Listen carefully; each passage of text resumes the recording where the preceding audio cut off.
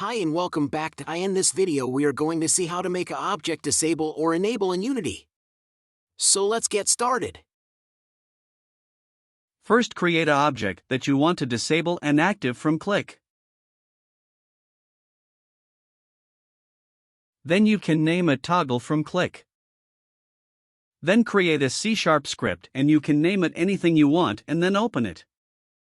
First we need to check what object we need to disable from left click. Then in void update we want to check if player has left clicked. Then we want to set the set active to false for object toggle when we left clicked. Also this script will be in description. Then create an empty game object and name it anything you want. Then put the script into that empty game object. Then put that sphere into object toggle section. And you are done. As you can see, it works great. But imagine that you want the object to be enabled for 1 second.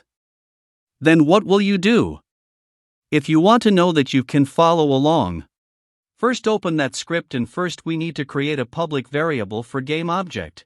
First we need to create a public and a float variable for active time, and by default it will be 1. Then we want to create a private bool variable for set active and make sure it is true. Then in void update we want to check if player has left click. Then when we left click we need to check if set active is true. If these both condition is true, then it will make the set active to false. Then we also want to disable the game object too. Then we want to use invoke method to disable the game object. Invoke will allow you to schedule method calls to occur at a later time. Then in disable object we will enable everything. Then in Unity create any game object and put the script in that object. Then put that sphere in object to enable section.